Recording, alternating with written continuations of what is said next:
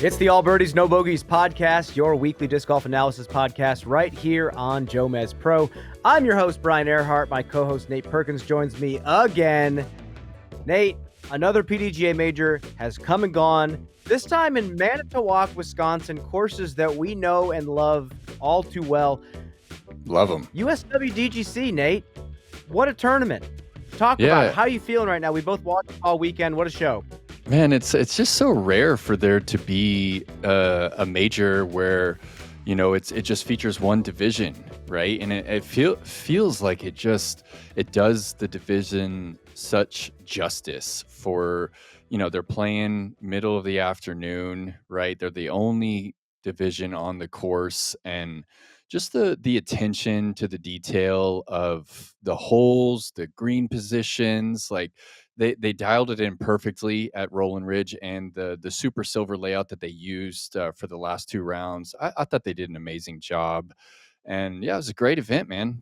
Delivered once again down to the final hole until the final mistake. So I was glued to the network. I got to be honest. It was compelling watching for me. Eveliina Salonen picks up the Jets, goes 13 through 16, par 17 and 18 after the layup, and takes it down over Hailey King. And Cadence Burge, the chainsaw, in second place as well. A lot of things to talk about and unpack here. Mm-hmm. But Eveliina's fourth major title already, Nate. And I believe all of them different. Konopiste in 2018. Yep. She's got the U.S. Women's Championship. She's got a World Championship. She's got Champions Cup. Almost the career Grand Slam. Hall of Fame is locked at this point. I mean, she gets the European Open. There's going to be a special place in the Hall of Fame for her. Yeah, absolutely. I mean, the career Grand Slam right now, it's pretty interesting because she won a major that's no longer, you know, on the ticket. So it's the European Open, and then she's a career Grand Slam +1 at this point. And no That's question true. in my mind, Eveliina's Hall of Fame at this point. I think the world's already did that for her, but this is just another incredible performance by her. And this was an arduous tournament to win and come out on top. The first 36 holes of this tournament, Brian, out there at the Roland Ridge, I don't think I've ever seen as much pain for the FPO division as I saw on the opening round featured card. I mean, we had players, Gannon and Pierce, I think went 9 big and 8 over. Like they were 18 back of the leader after one round. Like some of the best players in the world. Those are numbers that are just unheard of in the game. And we kind of, you know, last week you and I kind of talked about that happening at the Ridge. So it's pretty crazy to see it unfold and actually show its teeth. Well, I want you to paint the picture for the fans again. What is playing Roland Ridge like? It is a beautiful private course up there in Manitowoc. If you're taking a trip to play some disc golf out there in the Midwest, Manitowoc is definitely a place to go check out. Roland Ridge, one of my favorite courses in the Midwest. But when you play it in a tournament, it's a slightly different beast. Just give us that picture painted for us.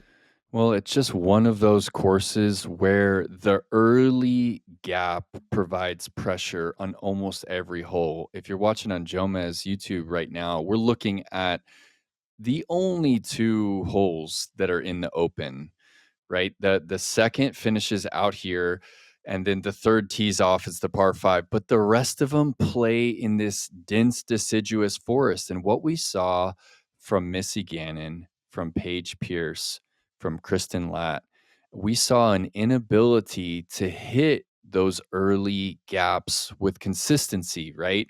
And when you get offline and you're missing early, the scrambling, it's not pure whatsoever, right? Like there are pure fairways out there, but when you get off the fairway, it's not like it's just intuitive how to find your way back. And to me, that's the only time that we've seen Kristen, for example. It's the only style of course that has really been her kryptonite, right? We go back to US Women's, was it last year, Brian, where she really struggled, or might have even been 2 years Yeah. ago, but she really Sprinkle. struggled. The Sprinkle Valley, she really struggled there, and it was because of those early gaps, right? And the way that she likes to shape, not saying that she can't find it, but when she loses it early, she's human like the rest of them. So for me, and then you go to Missy Gannon, she shoots 9 over. That's unheard of. And I know she's still going through some grief off the course and some emotions off the course, but this was her worst opening round, maybe one of her worst rounds in the past 3 years. And to me, that has more to do with the variance that those tight gaps at Roland Ridge provided. It leveled the playing field, right? It brought people back in to the mix that we haven't seen in some time, because all those, the superheroes at the top of the FPO division, they're brought back down to earth, right? What'd you see out there? Well, I saw round one, Eveliina Salonen shoots 8 down with 90% fairway hit. She was 19 of 21 on the fairway. On a course like that, if you've ever played this course, you know you're not hitting 90% fairways. I don't care if you're playing black to blacks. I don't care if you're playing short to shorts. It's really tough to stick it in a comfortable spot in those fairways. And like we were talking about, this is kind of more of that Idlewild course design style where even if you stick a fairway, you're going to have to get creative every now and then. And you're also going to have to surrender to some really frustrating lies after throwing a shot that you felt like was pretty good. And Eveliina didn't double bogey at all. Her and Henna led the division alongside a few other players with that. Bogeyed a little bit, only had 2 bogeys. I'm just looking through the stats here. Yeah. She went 12 of 14 C1X putting. This sets the stage for the rest of the division having to catch Eveliina. Because we were talking about with this course, if you don't have both spins, if you don't have a good forehand, you don't have a good backhand, you don't have creativity on both sides, the course gets very frustrating if you have to play it multiple rounds. I remember the Silver Cup years ago, a lot of times, luckily, you would just play it once and you would just roll the dice, you'd go out there, you'd do your best, and then you take your score and That's move right. on over to Copper Creek. But this time they went 2 and 2. So you get a complete choose your own adventure each day. You might never find yourself in a similar spot twice on that property. But it was so awesome, Nate, that we were missing Eveliina and Henna. They were over in Finland hanging out, and then they come back over here and go 1-2. They seem to always do better after a little bit of relaxation. Uh, when you see them at the top, especially Henna, we've seen Eveliina at the top before. When you see Henna playing good enough to make a lead card, what does that make you feel? I mean, it makes me feel like it's a thrower's course, right? If Henna's at the top, because she still hasn't found the putter, right? She is still uncertain of where that putter is going to come out of her hand when she's in the circle, and frankly, when she's at 15 feet. So she was throwing some incredible lines out there, and it's a marvel to watch someone throw a driver full speed through a tunnel, right? When you have a lot of players that they're lining up to the gap and they're just hoping to hit anywhere near the center of the gap. Where I see Henna, and she's thinking about the shape way down the fairway. What was it? I think it was the 10th that was giving people a ton of trouble, right down the hill and then back out. And I think that's the one that Kristen triple bogeyed opening round. Yes. And Henna's birdieing that hole, right? She's going like laser beam FD late flip back to hyzer. That is incredible to watch. And the majority of her birdies, like 75% of her birdies, are park jobs. Right. She probably was, 10 for 40 from C1X or something on the entire weekend, would have walked away with the tournament. So to me, it's still really difficult to watch her endure the yips. And I know you beautifully unpacked the yips in one of our earlier All Birdies episodes, but it's still hard to watch her endure and to watch her miss those outside bullseye putts and let it slip away. Because going into the final round, was the most confidence I've ever seen in her, and it felt like there was a chance that she could win her first major. I was feeling the same way, Nate. I knew she was going to have to throw significantly better than everybody else. She led the entire division in Circle 2 in regulation, 76%. She was not stressing out whatsoever. Numerous times you saw the air balls from Circle 1. It just wasn't giving her a chance. Sometimes with how Heiser they come in on, you'd see them kind of skip and roll to some rough situations. She'd three putt from there. She was, what is it, 52% C1X on the weekend for putting. And that's just not Wow. going to get it done. It's similar to Eveliina. If you just kick those numbers up to 60, 70% C1X, Henna Blomroos is going to be winning tournaments routinely. I will say, question for you. 17% park jobs leads the division by far. 76% Circle 2 in regulation leads the division by far. Is it Henna or Eveliina? Who are you choosing? Remove the short game from disc golf. Just tee shots. Maybe we'll add some gap hitting in there. Who are you taking? Man, that's hard. They kind of go back and forth in my mind. I think that they're both better than each other at different categories, right? I feel like Henna to me is a little bit better at the ultra tight gap hitting and shot shaping and like a little touchier. Like I've seen Henna repeat some like, tilted Annie mid shots that are just slow speed and just helicopter back. And Eveliina, has a little bit more of the forehand weapon. So she hasn't quite, cultivated like all those backhand angles. So I think a slight edge for me goes to Henna as far as shaping the backhand and all the angles there. But Eveliina does have an advantage with, throwing, power forehands. We've seen her use it. It was definitely a tool that she used to win her first world title. So she beats her in that category, but still slight edge for me for Henna. I don't know. I think, especially when we put in pressure, like step up to a really tough par 3, there's a tight gap that you have to hit with a little bit of power. Going back to a hole like hole 10, like you were saying, I still think coming down the stretch, Eveliina is the player that I'm going to choose to just hit the tee shot and give herself a putt. But I think overall, I'm going to have to agree with you. Henna throws some of the cleanest, nose down. I mean, she's got to be throwing close to 70. We need to get some tech disc stats on her. No 'Cause doubt. No doubt do you think she's she's touched the 70. fastest? Is she the fastest thrower in FPO, you Mm, think? If we're just uh, speculating? No, I don't think she's the fastest. I think maybe Ellie Ezra Midling is one of the Mm, faster that I've seen.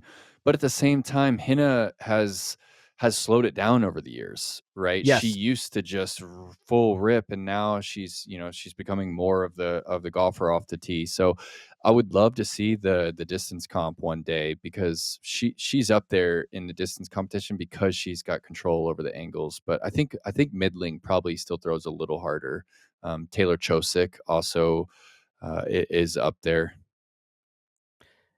Well, Nate, last question before we kind of dive into the actual narrative of the tournament. When you found yourself in a situation where your putt was gone, did you ever feel like you ever fully got it back? And if you did, what did you do?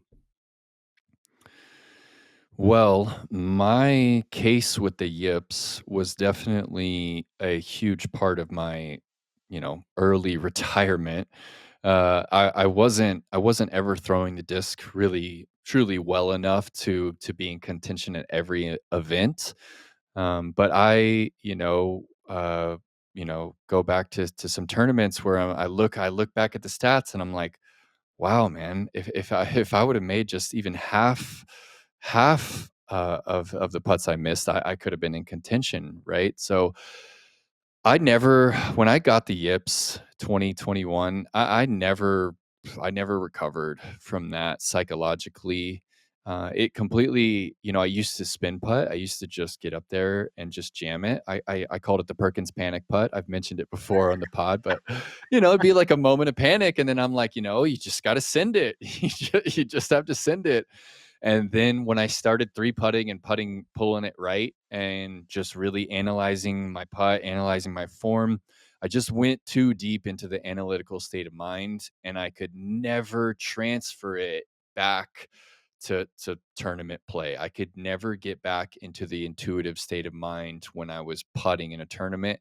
And frankly, I still quite can't do it.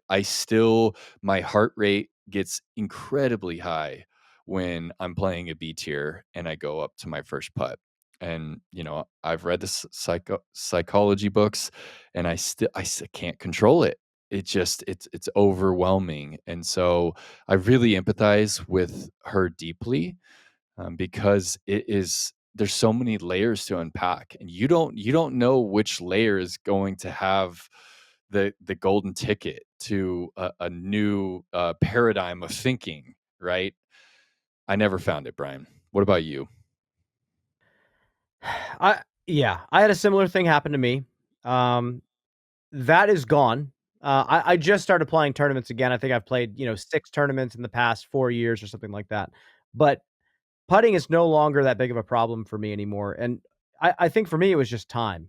It was just kind of undoing everything, and also, my perspective had to change because I wasn't doing it for a living anymore. There's so much pressure to impress people and be something and build a brand and have people wanna watch you and support you, and if you don't put yourself in the right mindset and get in those good habits of thinking about yourself in a positive way, the fear can just completely take over. The fear of humiliation. I think I talked about this in a previous episode. Yeah. I think that Yep.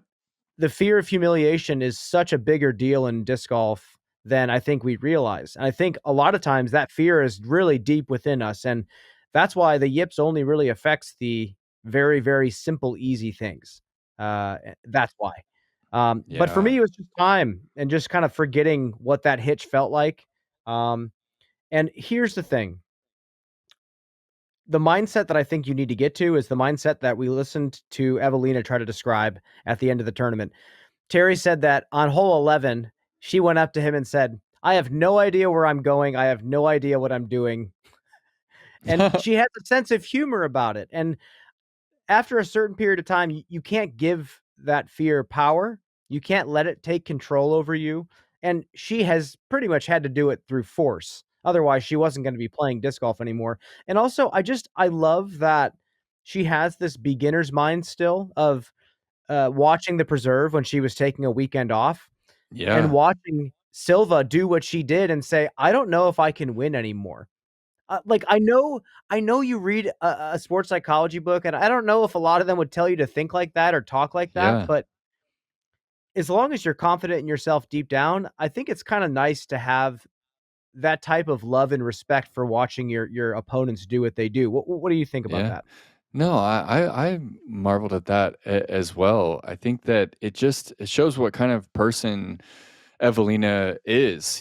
She's not the Paul Macbeth type who's like, no, I know I'm the best. I know I can walk up at any tournament and win. Right? She's always kind of had that humble kind of like she aces, and then she just like turns around like me, like I can't believe I just Look at did this that. ace. This is unreal, man. The Thunderbird, unbelievable. That is a 2.5-foot gap. Look at her. She's just like, I don't know. I don't know what just happened. She's like, Oh, lucky this the was going basket got in the way.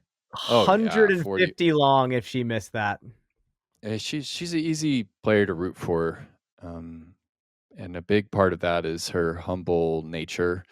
And it doesn't change that when she gets on a rhythm on the tee pad, there's just no stopping her as far as like hitting gaps and giving herself looks and opportunities. And I think that when the FPO division visits more courses like this, highly technical courses, we're going to see Henna, we're going to see Eveliina, we're going to see gap hitters at the top again.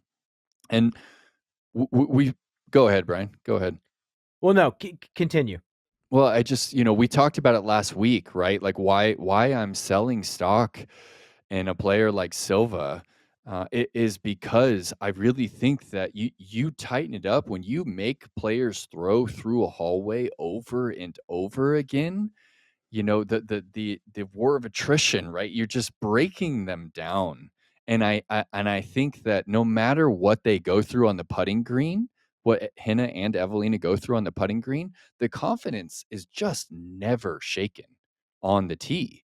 And as tight as it was at Rolling Ridge, and you're gonna have to endure the suffering of hitting trees and bogeying and not hitting your line, a player like Silva, I think, still doesn't have the same mental fortitude on the tee pad. I think that she's getting broken down, and she just doesn't believe in herself like Eveliina continues to do. Even if missing from the bullseye, she's stepping up on the next tee pad. It's the same cadence, it's the same pace, same delivery, no matter what had happened prior. And that's why I feel like Eveliina comes out on top when you have two courses like they had this weekend.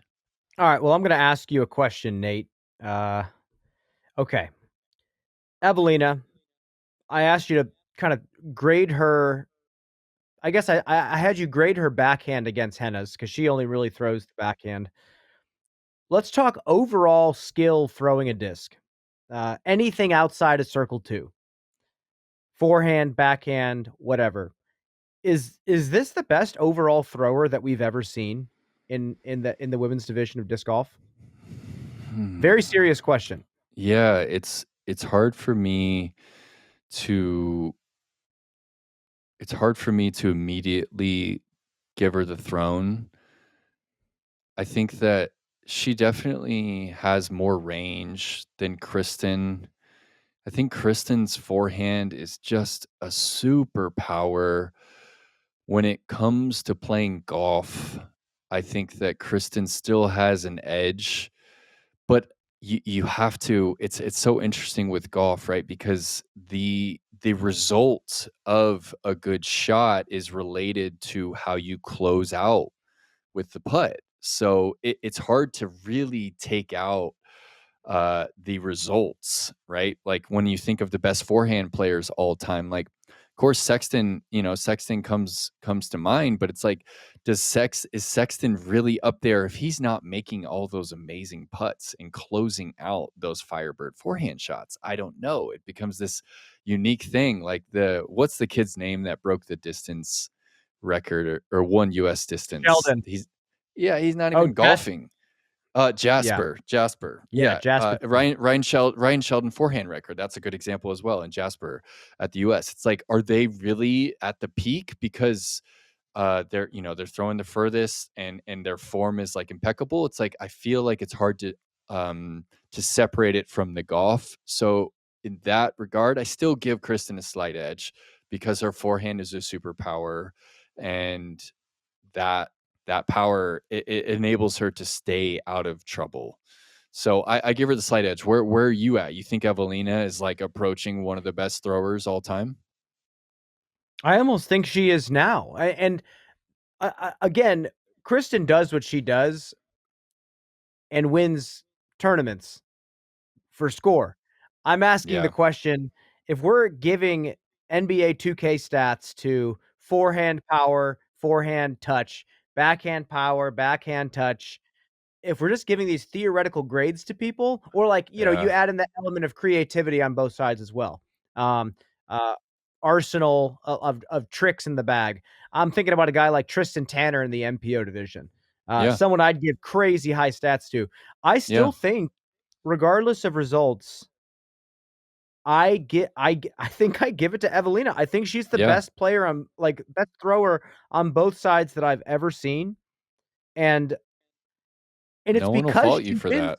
she's won 4 majors putting like 60% from C1. Dude, That's that's that's so insane. cool. That's Well, insane.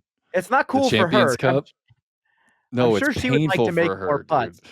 Oh, the both of them, the Champions Cup and the Worlds that she won were just it, she was missing bullseye putts final round and still took it down. So I I don't remember. think there's anyone out there that'll fault you for saying that. And yeah, I think that backhand definitely 99. Madden stat 99 has to be. Yeah.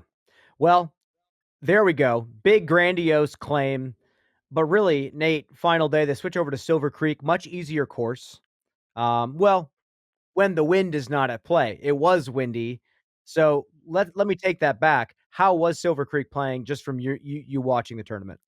Oh, it looks so tough, right? They back some of the pins up, put them in some tricky spots, and yeah, you're right on the edge of Lake Michigan, right? So there are some holes where you are really exposed to the wind, and it was coming off the water. We saw some drone shots, and the water was turbid. It was brown. It was white capping. Big waves kind of rolling into the beach. So it was definitely a test of the elements, and there's a lot of slight undulations where you're teeing off slightly downhill. Baskets kind of surrounded by OB. And this final round, we saw a lot of layups, like with the wind. We saw Hailey King throw a forehand layup from 50 feet. We saw Hailey King also lay up a birdie putt on the Lighthouse Hole from also 45 feet. Her dad was like, "Hey, you're walking home if you run this." Like that's how difficult of a putt it was, and she smartly laid up there. But the Silver Creek was playing hard. It's not a course you can shred at. A lot of what I call bonus birdies. A lot of birdies where just a couple people in the field, a couple people in a deep field are getting the birdie on the entire day. So it's hard to shred there. I think it's one of the best rounds we saw, 7, 8 under par through 2 days. Kristen Lott 7 under par today, or yesterday was the best, and then today 6 under par by Cadence, Rebecca Dawn, and then Eveliina took it down with the 5. So it's not a course you're going to shred, and 5 down in that wind, it's balling out for sure. 1,000 rated, 997, and then the 6 under by Cadence was 1,005. Nate, I don't want to skip past this. For the fans who have not played Silver Creek, that Lighthouse Hole is an iconic Midwestern disc golf hole. I've played this hole a bunch in tournament. You have as well. Give us the scoop. What is it like playing this hole, especially when you go out and you see that's Lake Michigan, correct? That we're Yeah. looking at there? Yeah, yeah. Mhm. When you're looking at Lake Michigan and it's ripping 25 miles an hour, just start to finish, tee pad to basket, what are we looking at? Oh, the tee shot is it's really fun, right? You want to see right hand backhand player flatten out the shot for the first like 300 feet, and then you want a gentle hyzer.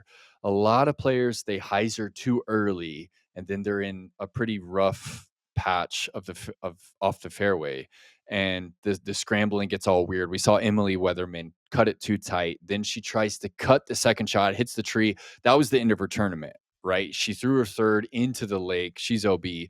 Most of the players, you want to see it fly straighter than it is more on hyzer, right? And then from there, you want to get it close to the lighthouse, but honestly, not too close, because when the wind's a certain speed in a certain direction, there's some putts that are like borderline impossible, right? I go back, I remember, not to call out AJ, unfortunately, but he was leading the tournament. He's leading the tournament. If I recall correctly, it was a 6 putt, right? And one of his putts was like 5 feet, right? Because to me, it's an okay elevation if there's no wind, but the lighthouse basket is a little too tall if it's too windy. It compromises the catching ability of the basket, and it compromises the game, right? So today it was a little too windy, I felt, to have as much of an elevation as that basket does. As iconic as it is, it was a little too windy today. I remember before they got the Mach X up there, that Nate used to be, as you know, a handmade basket. And Yep. one of my, well, I say it's my favorite, but it feels so sinister to say that. I was playing with Lance Brown, and bless this man. I love you, Lance. I've had a lot of funny times with him on the course. We're playing around out there. We get to the lighthouse hole. We both throw pretty good shots. Lance gets up to the green. The chains on the outside of this homemade basket that it used to have were like kind of wide. and the inside chains were not that wide. There was not good spacing from outer to inner.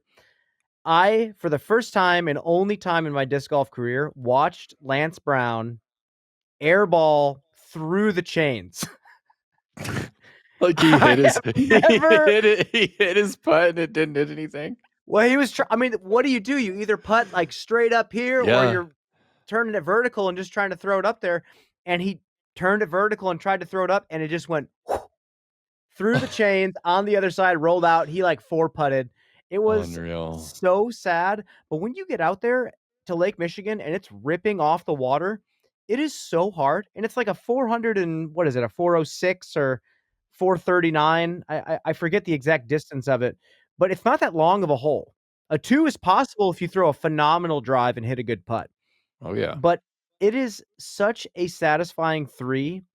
And when Hailey laid that up, that's because she's played this hole enough times to experience pure heartache. You're going to find the exact side of the basket that has the tailwind, so you can just pick the disc up overhand and just slam it in there.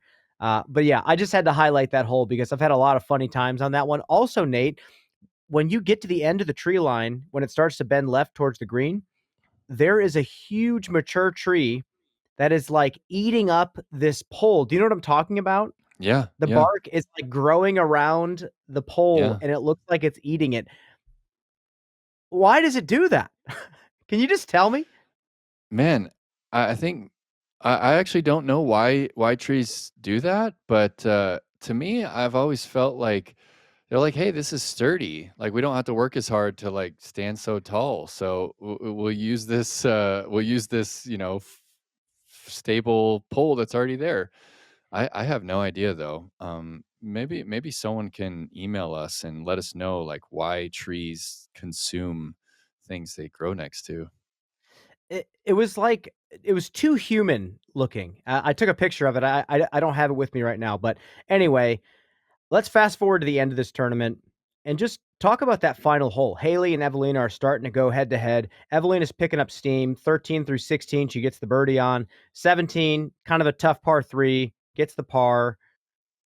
Talk about 18, and let's wrap this up and talk about kind of what unfolded. Yeah, to me, Brian, the nerves started showing up pretty late with Hailey, right? She turfed a couple shots, and then you could kind of see the nerves as she stepped up to the tee of 18, and then she turfed that one, right? Which didn't end it. It didn't end it. Eveliina was, a good 100, 150 feet in front of her.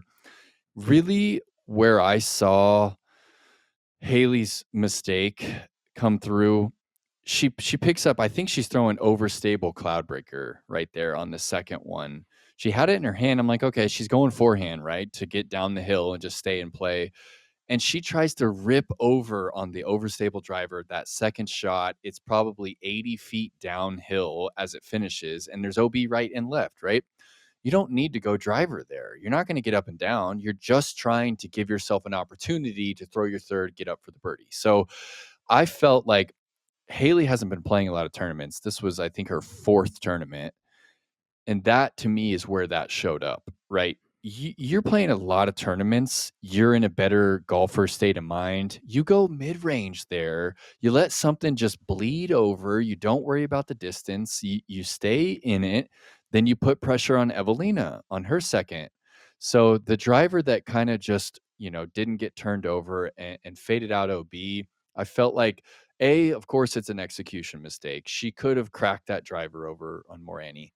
More so, I think it's a decision error, and that decision stems from her lack of experience lately. Of course, she's been playing for years, but just when you don't play a lot, you're not as in tune with your equipment. So that's what I saw. Brian, what'd you see for the close? Well, Nate, I got something special. Our special guest for the next part of the podcast, who was supposed to be previewing Des Moines Challenge, Gannon Buhr, he actually watched U.S. Women's all weekend. So let's just bring Gannon in. Let's have him wrap up this tournament with us, and then we'll move on from there. We'll be right back. We'll see you in a second. Welcoming to the show for the very first time, Gannon Buhr. Gannon, this isn't the first time we've talked to you. It feels like we talk about you every week. We interview you all the time. But right now, I want you to kind of let us in on what you were seeing when you were watching the U.S. Women's Championships kind of come down to the stretch, and let us know what it kind of feels like coming down the stretch. Yeah, obviously it was a pretty tight battle there. A couple players. You had Cadence already finished the round, so I feel like that's pretty typical where you will end up kind of being around tied for the lead for that person that's on the chase card, and then it's up to the lead card players to get at least one more birdie to jump that. So it is a little bit of pressure because if you do mess up, you technically like fall back to the field a little bit. But yeah, it's typically what we see. We see two players head to head often, and then that's just how it goes down. So, but yeah, that was very, very exciting finish. I thought I didn't get to watch a ton of coverage, but the course looked pretty good for the FPO field, and it allowed for some excitement. And for me to finish up, Nate, you asked me the question of what I felt like 18 was like when they said that it was all done when Eveliina threw her shot right of the basket and she was 80 feet away with ripping wind. It was not over in my eyes. No. Hailey had the opportunity to come in from out of bounds and throw a flick right in the bullseye. That would have put a ton of pressure on Eveliina to get up and down with the OB behind the basket. So I think the story was not over, but it almost felt like when Hailey pulled her disc out of bounds and tried to throw the approach, it felt like she thought it was over. But there was so much pressure you could have put on Eveliina, who, frankly, we saw, her putter was better this weekend. Very easily could have missed one, sent it to a playoff. But again, huge shout out to Eveliina. Huge shout out for Hailey to show up in her home state again, put on a great performance. Huge shout out to Cadence Burge, the chainsaw. She has given us a show this year. Emily Weatherman, another great performance. Nice to see her name again. In the age-protected divisions, Jennifer Allen, congratulations. Playoff with Holly Finley, one of the great age-protected pros that we've ever seen. So shout-outs to Jennifer Allen. Yeah, over 300 players this week in Manitowoc, all different divisions, celebrating women's disc golf. Yeah, great week. Any closing words on the tournament before we jump ahead to Des Moines, Nate? Well, I just wanted to ask you, Gannon. I wanted to ask you why do you feel majors have like more variance? Like Kristen hasn't got worse than second all year, and then comes major time, all of a sudden she's taking a triple bogey, and she finishes I think in 6th place at the tournament, and it seems like that's the case for a lot of PDGA majors. So what do you think it is about the majors? I mean, for myself, I definitely put more pressure on myself, and I think I just don't play good under that like unwanted pressure. I don't know. It's weird. Like I've always had that kind of kryptonite with the World Championships. My best finish is 6th place, which is kind of crazy to say. I've played Wow. 4 of them, and that's somehow my best finish.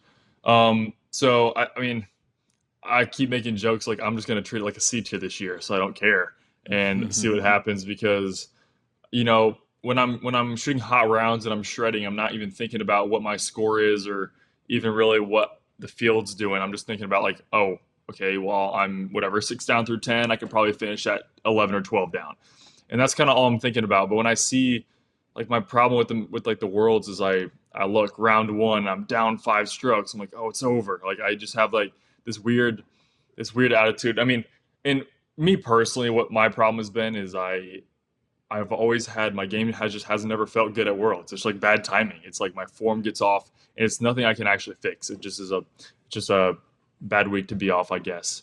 And obviously, I got 2 majors last year, so it's not like it's for every major it's a problem. Yeah. But I feel that's probably the same thing that other players are going through. Kristen, I can definitely see she probably puts a lot of pressure on herself to win.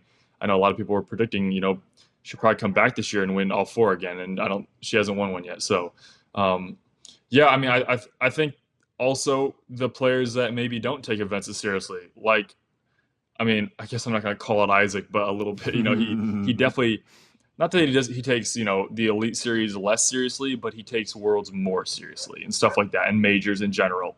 I think you're going to see players having better preparation, looking at all the little things like what you eat, what time you're getting to sleep, your stretching routine before and after the round, getting reps in. Like, I think you see that from players more of the time during majors. And I think that's why we see a lot of players kind of coming up that aren't typically, having a chance to win the tournament. So yeah, that's just my opinion on it. Yeah. So the one thing I will say, it seems like there's a couple different schools of thought there, because yes, it's one thing to say, I want to treat a tournament like a C tier, and it's another thing to show up and actually believe it. And I don't know if many players can physically do that with themselves. The one player, though, after Presnell won Champions Cup, and I thought it was going to be this huge emotional win for him. The guy is such a grinder. And then he's like, oh, yeah, feels like I just won a B tier. And yeah, thanks, guys. Insane. And I was like, he is that like an X factor, Gannon? Is that like something you can't teach, that type of mindset, or do you think you can? I've never really been one to get into any like sports books or psychology stuff like that, but I think it's definitely, I don't even know what to say, because like no matter how much I don't think about the World Championships, it's still going to be in the back of my head, like no matter what. Exactly. So like I don't even really know what you can do about that. Sometimes I think it's just how you're feeling that week and what's actually happening that week. Like it's so situational based for me. Like if I get out to an early lead, I'm like, well, I'm good. Like that's kind of how it feels. Yeah, I mean, like we all know, it's all mental. Whenever I'm down 4 or 5 strokes going to a final round, I don't care. I'm just playing free. Whatever happens, happens.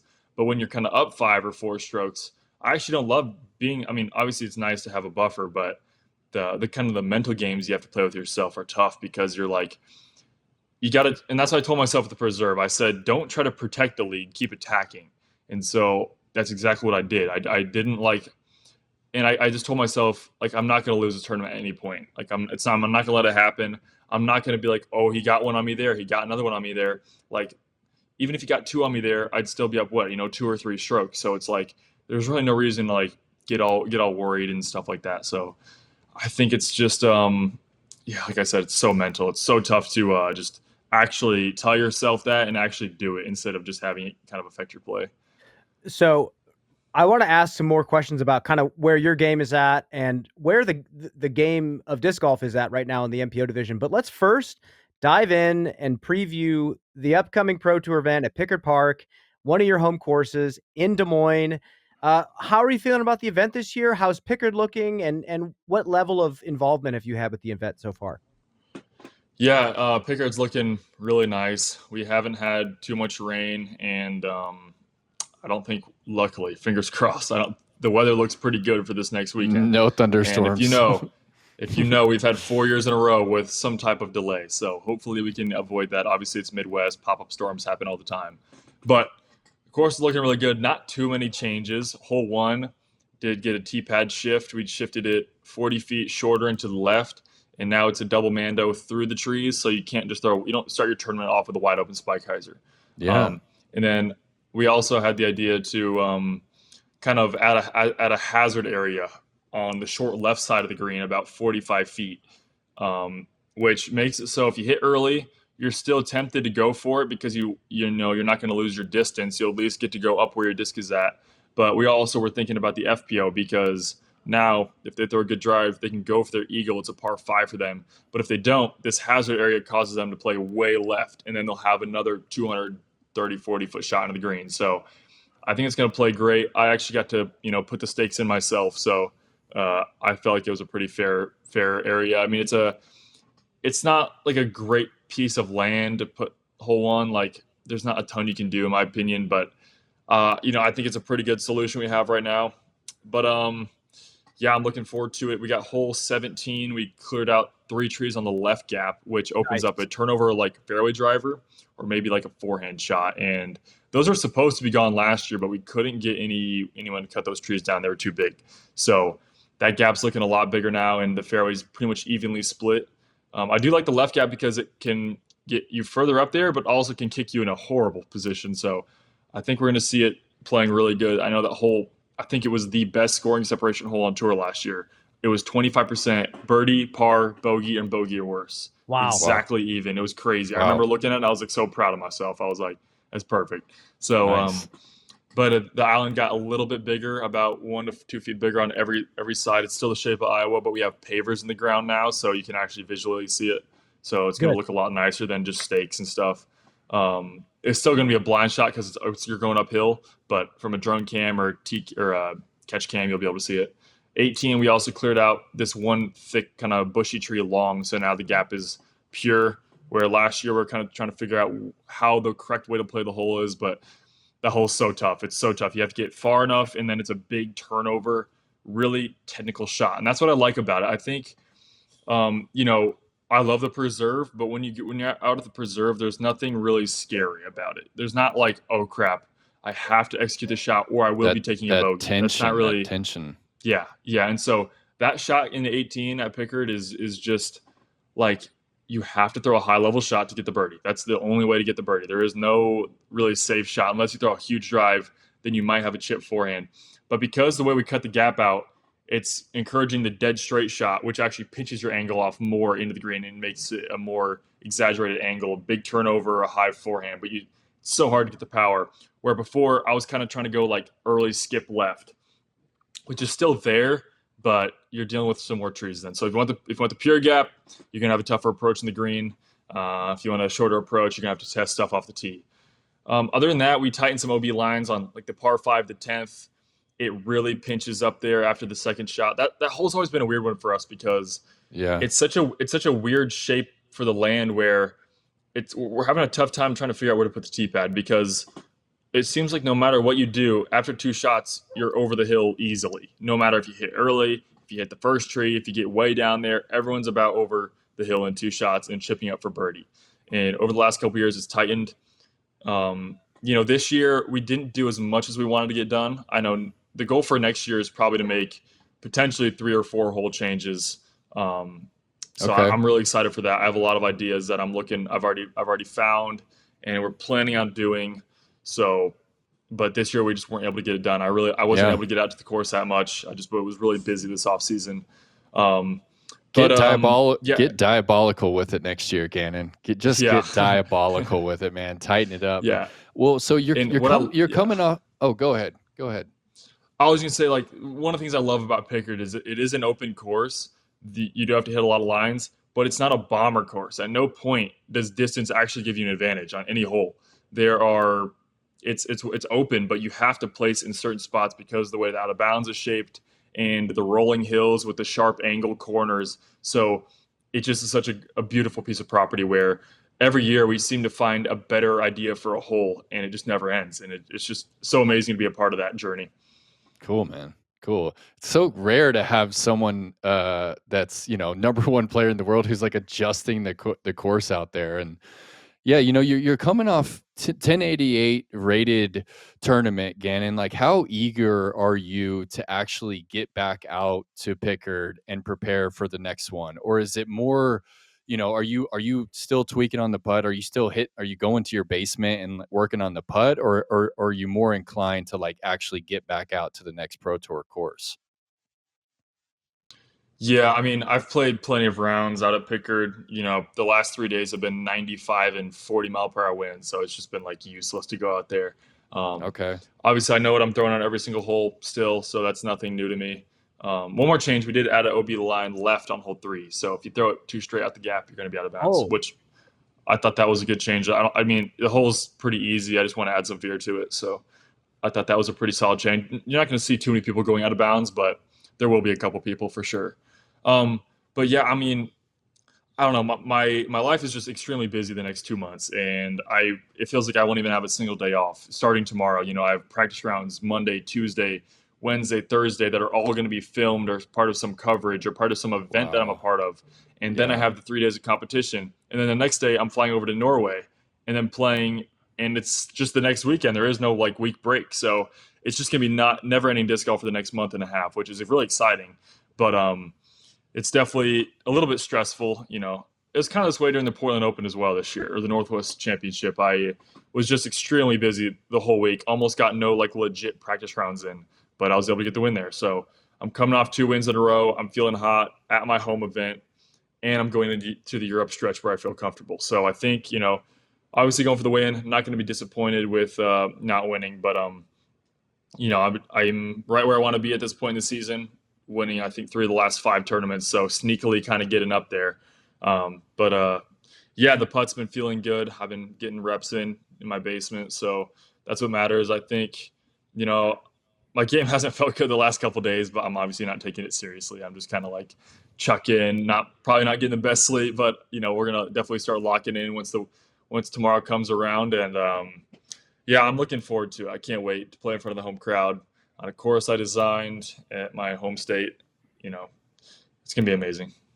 So I got a quick question. Two different categories. First one, course changes. You're talking about hole 10. For the longest time, I thought that par 5 could have a different tee pad and be a par 4, where the shot is higher up on the hill and it's kind of a risk reward 4. Do you see any spots in the fairway, maybe those trees in the middle, where you could potentially make a par 4 out of that hole? Yes, I've thought about going to like it would be like the FPO pad kind of. It's like a short pad that tees off in the trees that you throw Yeah. off the tee.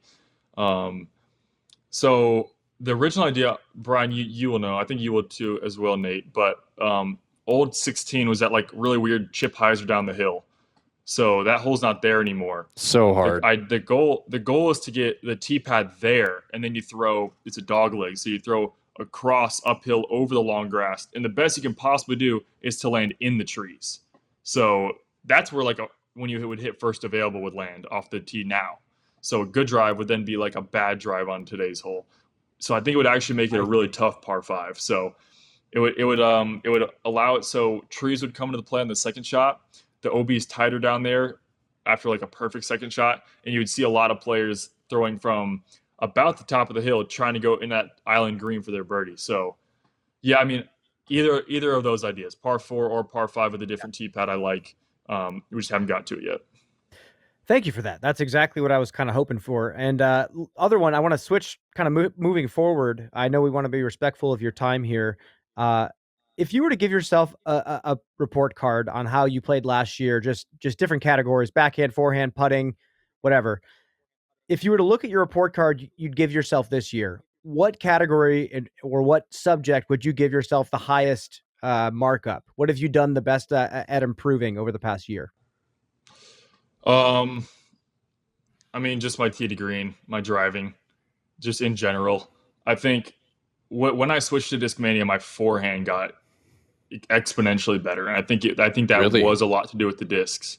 I think because at Prodigy I didn't really have an FD3. We didn't make a disc like that, so I didn't have that like workable straight forehand disc. Like FX2, FX2 was not enough. Yeah, the FX2s were decent, but like those glow FD3s, you can find straight ones, you can find beefy ones, so good. So you can just shape so many angles, in the feel of the hand, the torque resistance is so much better. So obviously I lost a couple slots where I feel like I might have lost some mid ranges, but I gained a lot of other slots with it, like the PD. I've never had a disc like the PD before. So, and my play style, I still have every shot. I have every single shot. My touch has gotten better a little bit overall. But I'm throwing one of my favorite shots now is throw like a slightly understable disc. So either my yellow DD3 or my PD on a baby hyzer out left of the target, and then have it drift right the whole way. Like that's a shot I've been utilizing a lot and it's almost like a controlled cut roller. Like it's not cut rolling, but it's just going to the ground, but you still get that distance and that shot shaping. So I think overall, my putting has definitely been shaky for the whole as a season. If you take the last couple events, it's been really solid. My putting's been amazing, but yeah, I mean, I think I have like a 5% lead in Circle 1 in regulation on second place, which is just crazy. Wow. Like that's big. It just means I'm getting so many birdie looks, and if even my putting's off, my finishes speak for themselves.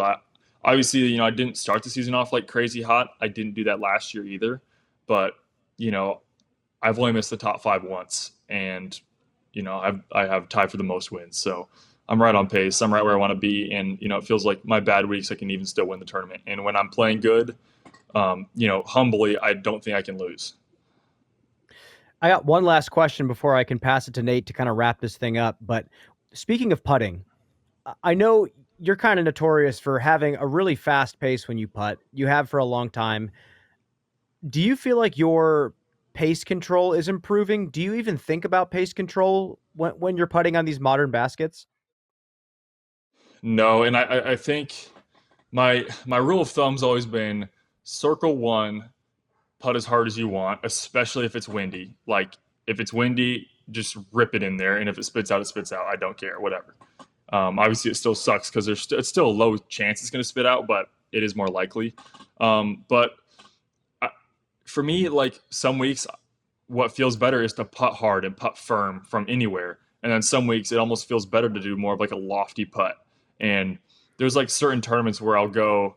I think back to like 2023 Idlewild, I was doing a little bit more of like a lofty putt, and it feels identical to how my putt was at the Preserve. Like the same type of like kind of the way I'm kind of pumping the disc before I'm putting, and the way I'm coming down, it's releasing. It all feels the exact same. The flight path is the same, and it's a little bit softer than usual. And yeah, so I think my pace has been probably a little bit better, especially Circle 2, which might hurt me a little bit. I think when I was really confident and putting hard from Circle 2, I was making them, a lot of them. I remember 2023, I was at 43% pretty late in the season. I didn't finish that hot, but I finished the season over 40%, which I don't think anyone's ever done. So it's, I'm getting back up there. I'm in the 30% again for Circle 2, and I'm almost 90%, which is pretty on par for my career so far. I've always been not the best Circle 1 putter, but I'm always in the top 5, top 10-ish. So enough to get the job done, especially when I'm first in every single driving category. It's enough. Nate, what do you got? Well, Gannon, you're at the top of our picks every single week here on Perks Pick segment on all birdies. So something catastrophic is going to have to happen. You're going to have to get a girlfriend that like really distracts you, or something's going to have to happen, man, for you to not be at the top of our list. And it's almost, we go through the picks and we're almost going to take you off the list. We're almost going to take you and AB off the list because it's too repetitive when you're in our podium every week. So thanks for delivering what you're delivering. A few years ago at the Jomez putting game, remember we were at the Mall of America, and I remember telling you, I was like, you're going to change the way people putt, right? Paul McBeth changed the way people putt. Ricky did. You're changing the way people putt. So keep on doing what you're doing, man. We love talking to you. I love getting to witness it. So thanks for joining us here on the podcast. We really appreciate your time, and we'll be watching closely at Pickard, but we'll be watching even more closely at the 2 majors coming up. So thanks a lot for your time, Gannon. Yes. Thank you, guys. I'm down to come on whenever. Sweet, man. We will take you up on that, my friend. We love talking shop with you. It's been a joy over the past few years with you being out here on the road. I know that I can ask you a question about the game outside of the drama and the competition, and you'll always want to talk Frisbee with us. So we appreciate it, my friend. Good luck, and just good luck managing the chaos of the upcoming weeks. So we'll see you out there. Thank you. See you guys. Well, I think we might have a new friend of the podcast, Nate. He said, I'll join anytime. So we're going to take him up on that. We should. So with that, dude's a genius. He's a Frisbee genius. It's ridiculous. Yes, he is. Yes, he is. And if you have a question for him, now that he's agreed to come on the show whenever we want him to, send us an email, abmbpod@gmail.com, and we'll put him through the ringer. But don't ask any stupid questions. Ask us some juicy ones. Let him dive into the nitty-gritty of the sport of disc golf, because that's what I love about him. Even outside of the mental stuff, you can tell, he doesn't care for that. He even said, I've never read a golf book. I never read a psychology book. But he will talk to you about grips, form changes, footwork, for hours. And we've witnessed it. But Nate, he's designing some holes on a course he's playing a pro tour at. Paul McBeth did that at Olympus. He did it at the World Championship courses. We're having some pro players design these courses. I want to revisit the question. Is it weird, or is that just kind of the state of disc golf right now? Yeah, it's the state of disc golf. I felt it was a little strange. I felt like with McBeth a few years ago, because there were just some spots where it felt so clearly like a little Paul McBeth like nose up putter shot, right? And maybe that's just me zooming in, but I don't think that it's that weird, right? I think that some of the best minds in the sport happen to also still be competing at the top level. You know, Paul Macbeth he's played all over the world, and he sees the game in a very beautiful way. And so there's not too many people out there that are going to have the insight of how to produce like an elite course. And Gannon is quickly becoming one of the just smartest frisbee heads out there, right? Like he knows a lot about the game. He sees the game in a very beautiful way. And so when I hear that he's designing holes, my mind doesn't go to, hey, that's unfair, right? It goes to, okay, this guy understands where the Pro Tour needs to go as far as course design. So that's great. I love to hear it. So yeah, how do you feel about it? Well, just listening to him dive into the hole designs, the risk reward of playing to one side of the fairway or the other, and making sure that everything is kind of balanced, it makes me happy. And I Cool. think we're going to continue to see that. We're going to continue to see course designers come up just like Paul Macbeth and make holes that are matching the demands of the tour now. And I hope we see more designs from top players. I think where we are as a sport, yeah, you could call it a competitive advantage or disadvantage, Yeah. however much you want. They're still designing exceptionally hard courses. They're still designing holes that challenge everybody. So, if we get to a place where actually, you know what? No, there's no place. I think Yeah, it's no totally place. fine. It's I think great. it's totally fine as long Yeah. as they are as long as they make courses that I like. That's it. Lefty friendly, baby. Lefty friendly. Yeah. No, it's No, good. they It's don't need good to to have worry about Gannon me. on. It's good to have Gannon on. I love that the man is like talking. He's like, I'm 5% ahead of everybody in C1 regulation. He's like, there's no angle I don't know. You know, he's not crazy humble, and I think that that's one of his Shouldn't be. superpowers, right? And I think that I wanted to talk to him about how he felt about the two majors being back to back and the way that he's approaching that. Like, is he already thinking about the world's course? So maybe we'll have him on in the future to kind of get that insight, because I just wonder what a lot of players are feeling about having a major, then having, I think it's 9 days, 10 days maybe off, and then you start the worlds on the Wednesday after. And it's something that we haven't ever had before. And I know that it has to be just looming in the minds, like, because you're toast after a major, Oh, like yeah. emotionally, psychologically, you're just like, you're depleted. You gave it everything. So I'm wondering if anyone is going to try and like have some reserve in the tank and not give everything, which I don't know how you do, but not give everything for the European festival, and like try and reserve some for the world title. But I'm in the same boat as you, Nate. I mean, even us going over there and doing media, you feel the same. Feel the same way, and it's just a lot of decisions. It's a lot of being on, and uh, yeah, I don't know. I think for a guy like Gannon, he's just got to stay present. He's just got to take the Kristen Lott approach and just surrender and just show up and just like let the event come to you. Let your subconscious take over. You've put so much time in already in the season. And they say all the time in traditional golf as well, all these young kids are hitting golf balls on the range until their hands bleed. But over time, you don't need to do that. It's very yeah, rare that a player is a grinder in the practice field their entire career.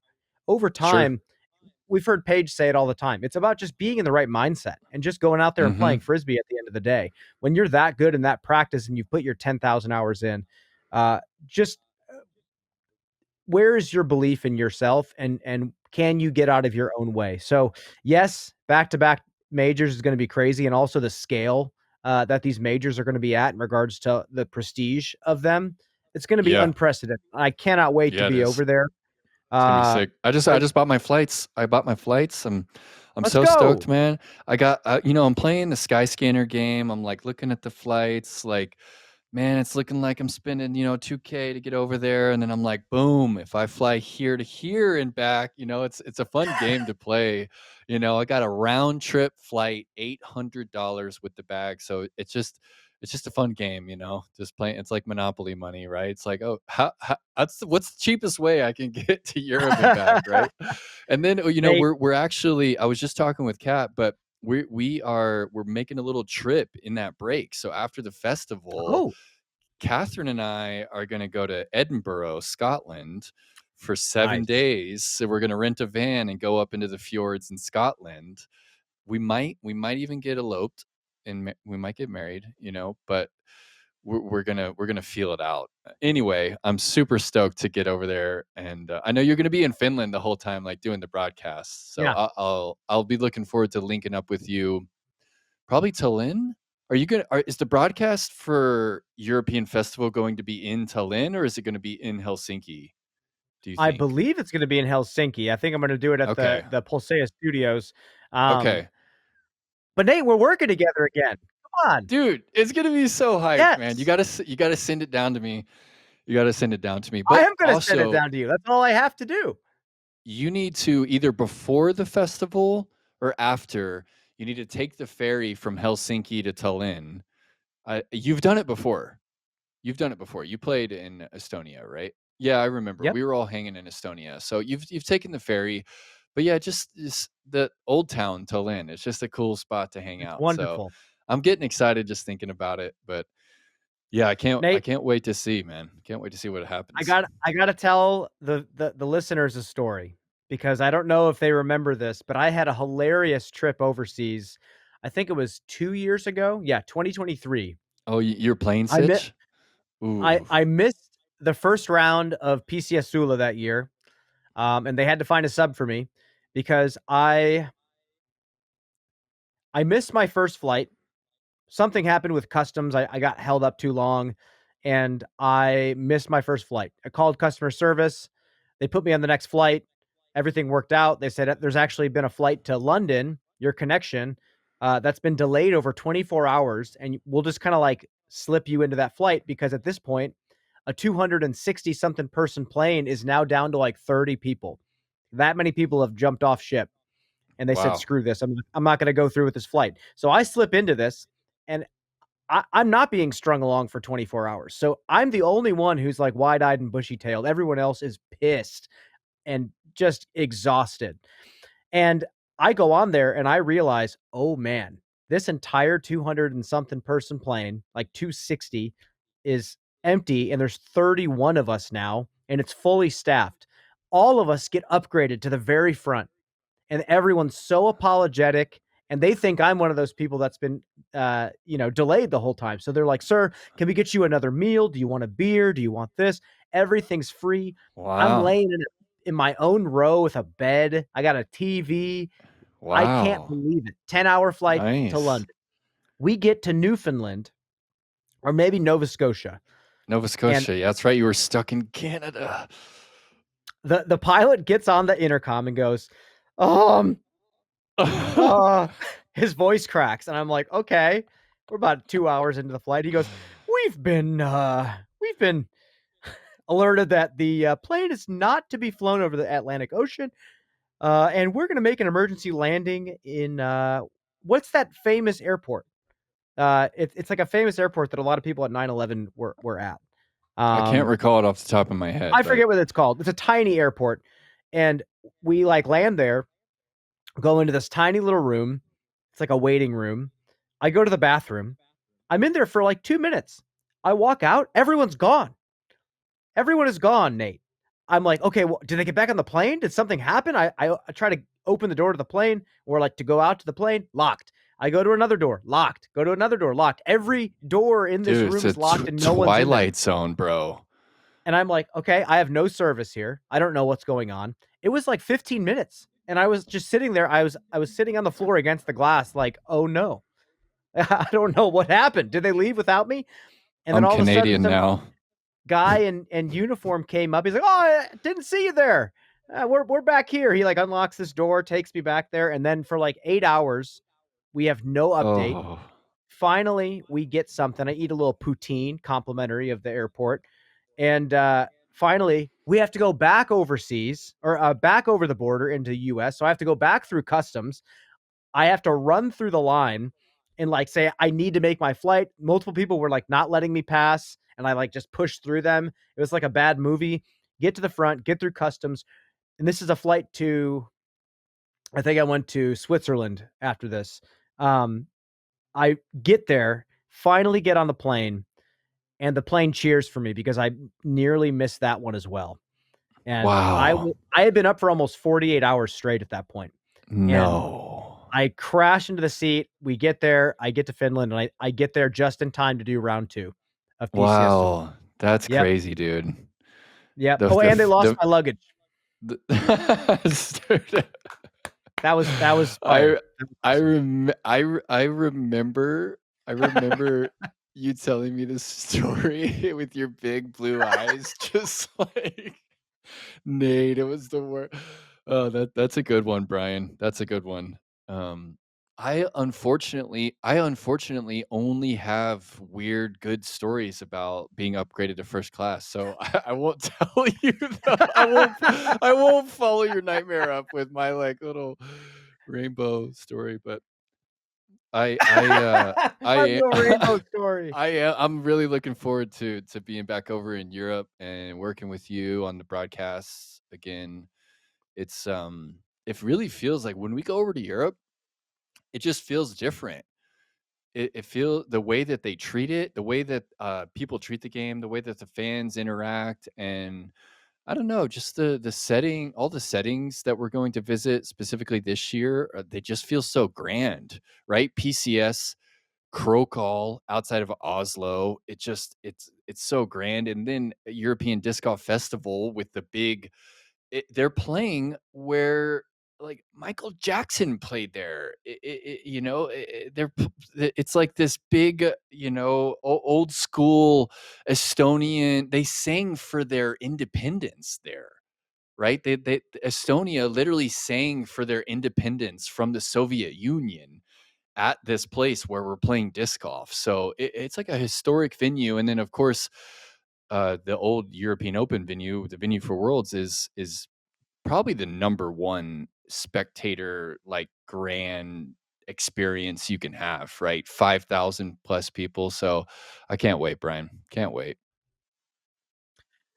Well, Nate, it was another great episode of All Birdies, No Bogeys. Send us an email, folks. We do read them and we do really appreciate them. We've actually had some really wild, small world type things happen. So Yeah. please send us an email. Let's chat. And Nate, any final words for the people before we sign off? Man, my dad and my granddad are visiting me in Oregon this week. It's their first time out west, their first time in Oregon. So they're just like walking around my yard right now, like looking at all the pine trees, like in awe of it all. But tonight we're seeing one of our favorite bands as a family. It's a bluegrass band, Leftover Salmon. Playing at a small theater here in Bend, so it's some pretty upbeat bluegrass, and really excited for that. And I know you've been hanging out with family too, so it's just family love is in the air, man. It's cool. Feels great. And yeah, Andy Thorne is one of my favorite clawhammer banjo players there is. So, Nice. Yeah, Andy's enjoy, sick. man. Yeah, Brian. Enjoy. All right, guys, thanks for tuning in. We'll catch you next week after Des Moines. Peace out. That's it. Peace out. Bye. What a show. Bye.